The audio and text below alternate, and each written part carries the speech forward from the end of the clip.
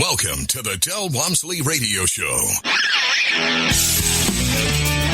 Del challenges the status quo, questions everything, and empowers you to return to your core beliefs to make your life better. If you're ready to hear the truth and get your roadmap to the lifestyle you really want, the next hour will change your life. Self-made millionaire, CEO, and founder of Lifestyles Unlimited, Del Walmsley. Welcome to the Del Walmsley Radio Show, where the hype ends and the help begins. I'm your host, Del Walmsley, and as always, we're working on your financial freedom. Well, my friends, I'm back from a very needed week off, and I have to share with you that myself, just like the rest of you, gets to this point in life where you just get totally burnt out. And, you know, what does it take? What does it take to knock you down a couple notches?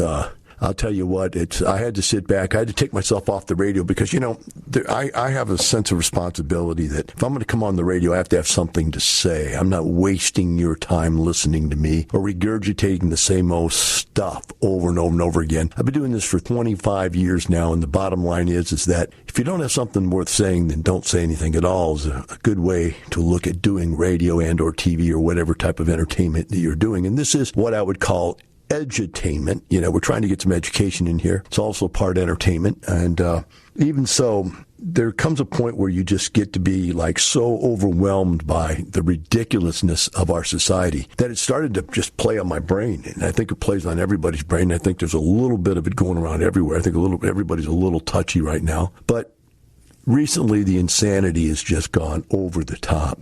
And today, I'm going to voice some opinion to that. I've had some people send me some interesting information this week, and it kind of hit me that maybe that was part of the reason that I'm feeling the way I do, is that it seems like the people with any kind of normality in our society that hold this society together, that make this society work, are being taken apart at the seams by just this ridiculous group of people on the edge.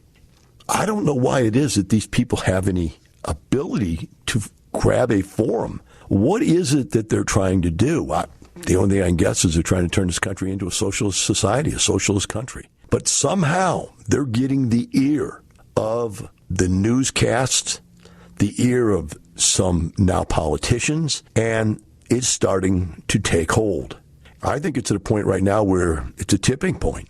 Either, you know, and I don't want to use the term we fight back, but maybe that's what it is. Maybe it's a fight. Maybe it's a battle for morality, a battle for society. I don't know. But it sure seems like it is. It seems ridiculous. So somebody wrote me this or sent me this, I don't know what it is, really, manifesto, I guess. And I thought I wanted to read it, or I do want to read it. I don't thought I wanted to, but I do want to read it because I think it's rather important. And I take some artistic license with it because I changed some of the wording in it a little bit. Not much, but just a little bit so that it can make it more poignant. So I read as follows. I was a police officer. Today, I will not answer radio calls that your boyfriend has come home drunk and is beating you again, no matter whether you are white, black, Hispanic, Asian, or Indian. I'm not going to show up.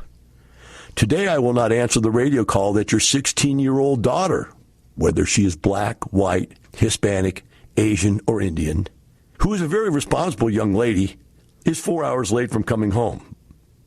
But today, I will not answer that call.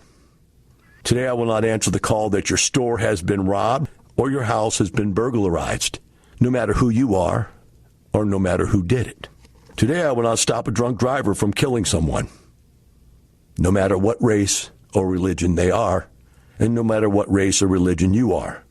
I will not catch a rapist or a murderer or a car thief, no matter what race or religion they are. Today, I will not answer the radio call that a man has a gun or tried to abduct a child, or that someone has been stabbed or is in a terrible accident, no matter what race and religion they are. Today, I will not save your child that you locked in a car, or the child you were too busy to watch when you went outside and fell into the swimming pool, but that I had to revive. But not today. I won't be there. No, today I will not do that. Why? Because today I was suspended from my duty for doing my job. Because the media, the leftists, the community organizers, and a mayor who ran an anti-police agenda, all who knew nothing about policing, have vilified my profession. Because today I was killed by a drunk driver while I was helping push a disabled car off the highway. Today I was shot and killed during a routine traffic stop to simply tell someone they had a taillight out. Today I was killed in a traffic accident rushing to help a citizen. Today I was shot and killed serving a warrant on a known drug dealer. Today I was killed by a man when I came by to do a welfare check because his family was too busy to check. Today I was killed trying to stop a bank robber or a grocery store robbery. Today I was killed doing my job. A chaplain and an officer will go to my house and tell mom and dad or my wife or husband or my children that their son or their daughter or their husband or their wife or their father or mother won't be coming home today. The flags at many police stations will be flown at half-mast today, but most people won't know why. There will be a funeral, and my fellow officer will come, and a 21-gun salute will be given. The taps and the bagpipes will be played, and I will be laid to rest. My name will be put on a plaque on a wall somewhere in a building in the city of nowhere. A folded flag will be placed on the mantle in a bookcase in some home, somewhere with my family. There will be no cries for justice. There will be no riots in the streets. There will be no officers marching and screaming, no justice, no peace, no justice, no peace. No citizens will scream that something must be done. No windows will be smashed, no cars will be burned, no stones will be thrown, no names will be called. No matter whether I am black, white, Asian, Hispanic, Chinese. It doesn't matter. Only someone crying themselves to sleep tonight. That will be the only sign that I ever lived. Now, how can you in your right mind want to live in a society without police? Tell me how you can get to that logical point. You're out of your mind. The very city council that is eliminating the police in their city have hired personal security guards out of city funds to protect them. You heard that? Look it up. The very city councilmen that are planning to eliminate police in their cities, this has happened in more than one city, have hired personal security guards out of city money to protect them. No, you poor black, white, brown, Hispanic, Asian who live out there in the city, gone crazy. You don't need police protection. Only us, the elite, at the top of the list. Because once you get to a totalitarian situation, once you get to a socialist situation, once you get to one of the massive extremes that are out there politically in different countries, only the very few people at the top survive. Everybody else suffers. And yet, our kids who have never worked a day in their lives, who've been on welfare, poverty, or in college, they want a society that will destroy everything that allowed them to live the great life they're living today. My friends, I don't know what it is that has changed so much. You say, well, black lives matter. They do. White lives matter. Hispanic lives matter. Brown lives, Asian lives, everybody's lives matter. There are more black people killed by black people every single year. There are more white people killed by black people every year. There are more people killed in Chicago than any other city. In fact, almost all the highest death rate cities are liberal. And yet you want to vote in this socialistic liberal society group of people and say you want the whole country to have no police force and live in a city in a country like Chicago where thousands of people get shot every year. I don't understand. We'll be right back with the Del Walmsley Radio Show.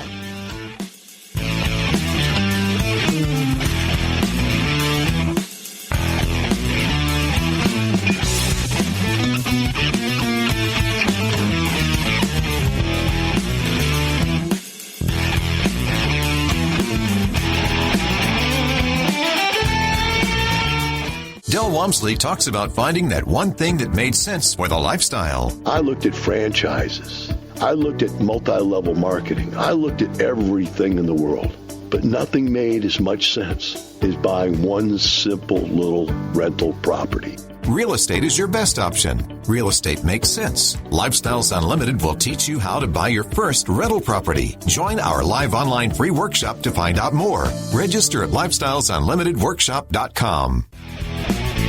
Welcome back. Now here's some more unconventional wisdom to set you free from the man on a mission to retire America, one person at a time, Del Walmsley. Welcome back to the Del Walmsley Radio Show. Today I'm just coming back from a week off of just trying to clear my mind. And I can't wrap my arms around it. If somebody want to call in, and that number be 866-582-9933, and explain to me why there should be no police and what you plan to do when there are no police. Man, I just don't get it. And I don't think anybody else actually gets it either. It's just a bunch of craziness, right? Just a bunch of craziness. And if they can pull that off, who knows what else they can do at that point. I mean, we're all got to go get our own guns. And by the way, if you don't have guns now, you better get them because they're going away fast. Ammunition's even faster gone away. And if you don't have it, then you're not going to get it, pretty much is what it comes down to. But is that what they want us all to do, to start practicing our own law? Is that really what they want? I mean, think of all the people that the police help every single day, all the stuff that they do that's positive. And does that mean there's not one bad cop out there? No, I'm sure there's one bad cop. I'm sure there's 10 bad cops. I'm sure there's even more than that. But the bottom line is, get rid of the bad cops. Don't get rid of the police system. Let's go on to another one that irritated me. Here's another one sent to me. Interesting article says, do you know that 10 states have more people on welfare than they have employed? Get out of here. That can't be true. I don't know. I mean, I'm sure I should look this stuff up before I put it on the air, but I don't bother to do it. It's an interesting concept. Supposedly, according to this article, 10 states have more people on welfare than they have employed. States: California, New Mexico, Mississippi, Alabama, Illinois, Kentucky, Ohio, New York, Maine, and South Carolina. Now, what could you tell me about all those states, if not all of them, most of them? They're all liberal states. So how do you support a state where more people are on welfare than are on that work? If people don't work and produce income, well, then what do? Well, then you go crying to the federal government. We need bailout. We need bailout. You need bailout because you don't have anybody working. The states that have people working don't need bailout. It's the states that don't have anybody working or have more people on the dole than are putting into the system. Here's another interesting factoid, according to one article, that if you take food stamps, housing support, child support, Medicare, and all other types of support, the average recipient's receiving about $168 a day. What's interesting about that is the average American household makes just over $50,000 a year. That's the median income. That is $137 a day. So what does that mean? It means welfare pays $30 an hour on a 40-hour week with doing nothing, whereas the average job pays $24 an hour on a 40-hour week working. Now, if those facts are true, if they're correct, then why would anybody go to work? What's the benefit? I mean, what I'm trying to point out here, guys, is society has become very lopsided. There's no logic to it anymore. Now, why am I bringing this all up? See, in the past, for the last 30 years of doing this, I've been akin to what you would call a libertarian world. Libertarians believe, leave me alone. Okay, just leave me alone. I don't want to mess with you. Please don't mess with me. Just let me do my thing. Thought process behind the libertarian is that I'm not the dumbest, dullest blade in the drawer. I'm at least 50% as smart as anybody else. And if given the opportunity, I'll outwork everybody else to get where I want to be.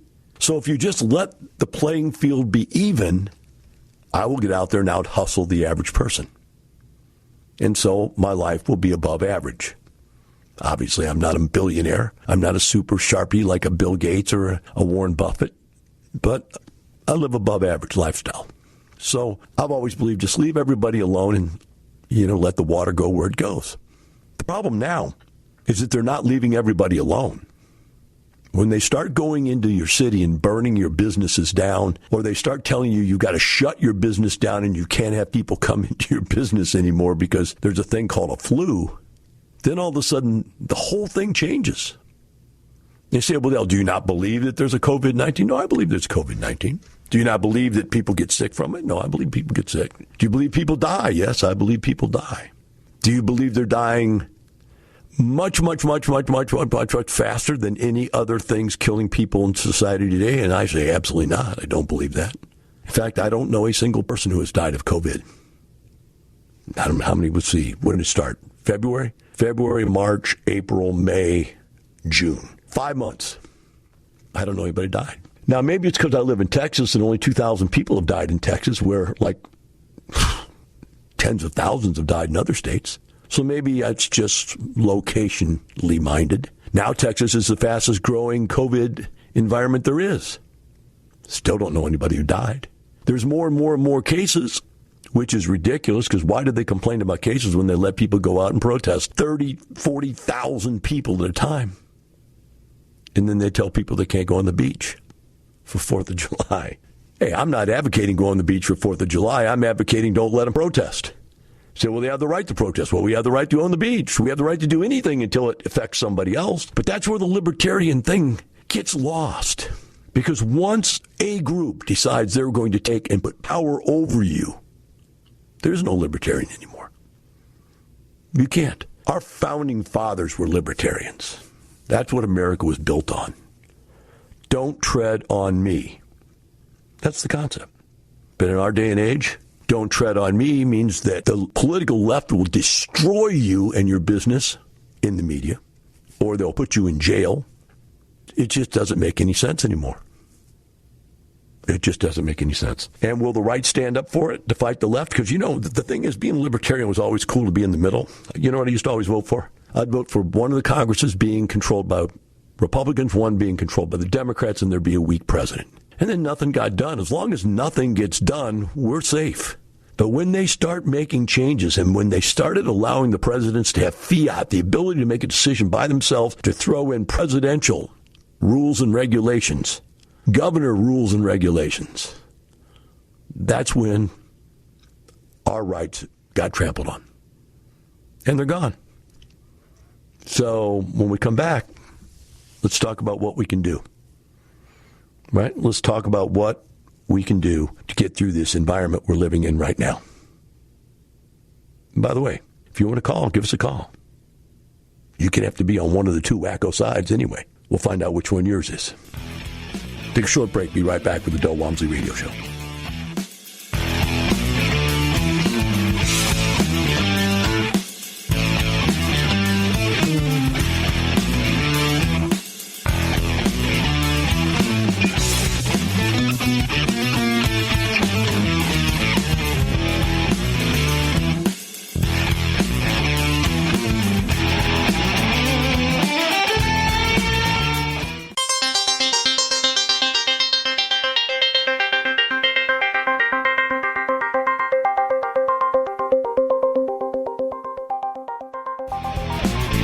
Welcome back. Now here's some more unconventional wisdom to set you free from the man on a mission to retire America, one person at a time, Del Walmsley. Welcome back to the Del Walmsley Radio Show.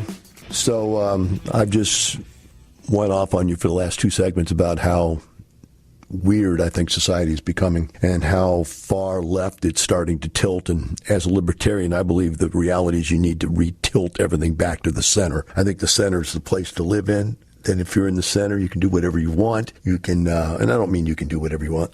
That came out wrong. I mean, you have the rights. You retain the rights to do those things which you desire to do that are within the realm of the law. So let's start by saying that what we really need to do is a couple of things here right now to make this time in our life worthwhile between now and January. And number one, I'm going to put on my list, which I've never put on my list before, is to vote. You need to get out there and vote. If you don't want this big giant thing to tip over upside down, then you better get out there and vote. And I don't have to tell you how to vote. You're logical enough to understand what's going on. You can see who the crazies are. I mean, you can just see it. You just listen to them. It's not even hard to see. I mean, I don't even need to name their names or point them out. They're out of their mind, right? So you need to vote. Right? Number two, you need to do something with your life. Since you're trapped and you can't do all the things you normally do because of the COVID virus problem, maybe the rioting problems got your business messed up, whatever it is, this is a tumultuous situation and time in your life. You need to do something positive. Why? Two reasons. Number one, you need to focus on something other than negativity. You got to get some new stuff in your life. I've picked up some new hobbies in the last 8-12 weeks, and I'm enjoying the heck out of them. I'm really expanding on them, growing rapidly within these hobbies, spending time and money and practice, and really enjoying the new hobbies. So I think that it's a good time to pick up a new hobby, especially if it's something you can do without needing to get into society. I mean, if there's social distancing available within your new hobby. Number two, you need to think about where will you be financially after this 12 months is over. By the time we get to the end of this year, what will change in your life? Now, I have an email that was sent to me, and I didn't ask the guy to use it. I did ask him to be on the radio someday, and he said he would, but I'm still not going to use his email without his permission. So I'm going to do it without the name. It says, my name is blank. 3 years ago, I sat in one of your 2-day weekend courses. Honestly, it was brutal. It was not until 3 p.m. on Sunday of a 2-day that I finally heard you say anything that I was doing correctly financially. From 401k to passive income to thinking I was doing it right by my family, all wrong. Fortunately, I was ready for your hard truth. The saying, when the student is ready, the teacher will appear, or something like that. Del, you are our teacher. At that time, my wife and I had one rental in Louisiana. We did not understand cash flow, appreciation, depreciation, or equity increase due to tenants paying the mortgage down. Fast forward 3 years. We now have 12 doors, 4 single-family homes, 2 fourplexes. 100% occupied, cash flowing $5,400 per month. Today, we signed a contract on another single-family home. All that from your 2-day course. Now, that was a great weekend. The story gets better. I have referred several people to your group. Some went, some didn't. I wish all of them could have been at my house this weekend. I sat down with my 2 boys and started the discussion about estate planning. It was the greatest talk ever. We actually have income-producing assets that we need to plan to pass on to the next generation, exclamation point, exclamation point, exclamation point. Anyway, we still have lots to learn, so I rejoined Lifestyles Today. I plan to retake the 2-day class. I recently listened to one of your podcasts, and you talked about a bodybuilder who was one of your mentors when you were young. Cannot remember his name. His name was Bruce Randall, but you thanked him. Well, you were the guide for us. From the bottom of our heart, thank you, Del. And again, I won't give out his name. So, why did I read that to you? Think of that amount of change. He just bought another house, so he's probably going to make about close to $6,000, let's say another $450, $800 a month in positive cash flow, tax-free. What could you do with $5,800 a month tax-free in your life? Or even $5,000, or even $2,000 extra a month. You know, it starts out at $1,000, it goes to $2,000, then it goes to $4,000, then it goes to $6,000, and it goes to $10,000, and then it's $20,000. And you wake up one day and you get $20,000 a month, passive income coming in. Whether you get out of bed or not, $20,000, whether you get out of bed or not. And then, believe it or not, it literally over longer periods of time becomes 30 and eventually 40. Could even get as high as 50. I've seen as much as $100,000 a month passive income from some of these investors. A month, not a year. But it all starts with getting into that class. Thousands, tens of thousands. Man, I think we're over 40 or 50,000 clients now. Have taken the class, have never known anything about real estate, and went on to change their life over a 30-year period of time. Now think about it. Same message, 30 years. Still here. That has to say something to you, right? I mean, even the stockbroker and financial planner guys have come and gone.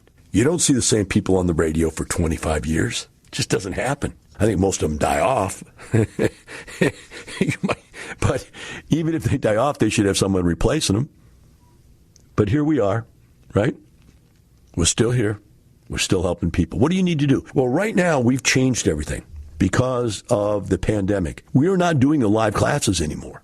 So whereas you used to have to go sit there for 2 days, and I make it sound like it was bad, but, you know, some people, it's tough to sit there for 2 days if you're, you know, type of person that's jumpy, needs to be doing something. Some people have to stand in the back of the room and go from foot to foot or walk around or whatever it is. But 2 days were the information to change your life.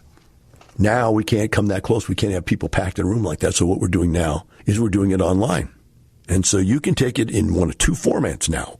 One format is the regular 2-day format. Saturday and Sunday, you stay at home, watch it all day long, Saturday and Sunday. Second format, though, we came up with was because some people said, look, it's hard to sit glued to a computer for 2 full days. So what we did is we broke it up into 4 segments, and I think they teach 2 of them a week for 2 weeks. So like you get one, and I don't even remember what it is, like Tuesday and Thursday, or Wednesday and Friday, Wednesday and Friday. I'm not sure what it is. You have to look into it. I had a lot of people say they really liked that format. It was easier on them for some reason. The problem with the 4-segment format is that invariably something comes up on one of the days and you don't get to it.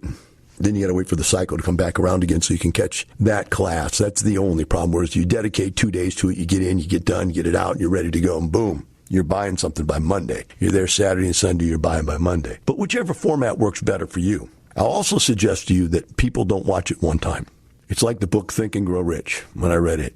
First time I read it, I was only able to pick up a certain amount of it. Second time I read it, everything I had picked up the first time seemed like common sense, and all the stuff that I wasn't quite ready for, more of it became obvious to me, and I was able to move forward. And same thing with the classes. When you take these things, you don't understand anything we're talking about, and you pick up the big points, the highlights, what I call the light bulb moments in the seminar. Go, wow, that's what I didn't know. That's what I don't understand about the world that these people do. And then you come back the next time, you're saying, okay, I get what I'm looking for. Now give me the details. Give me the minutia that I need to go out there and do this step by step by step by step. And some people come back for refreshers. Some people come back again a third time for motivation. Like this guy says, he's coming back again to re-up his interest, to see what's changed in the laws, because stuff does change legally, the laws and what we can and can't do, especially with this COVID thing. And so you can look forward to continuing education with Lifestyles. We've been here, like I said, for 30 years, and it's time. Why is it time? It's time because you got nothing else to do. It's time because the world doesn't have a lot of other positive stuff going on. It's time for you to say, I can't stand it anymore. I want out. And when you get to that point, and a guy emailed me, I got the email here. I was going to even actually do the email, but I'll just paraphrase it in the last 30 seconds here. And that is, he says, why can't I stay motivated like I used to be? And the answer, Tony Robbins says, is until the pain of staying the same is more than the pain of change, you won't do anything. But once the pain of staying the same is more than the pain of change, then, my friend, you're in a position to change your life. We'll be right back with the Del Walmsley Radio Show.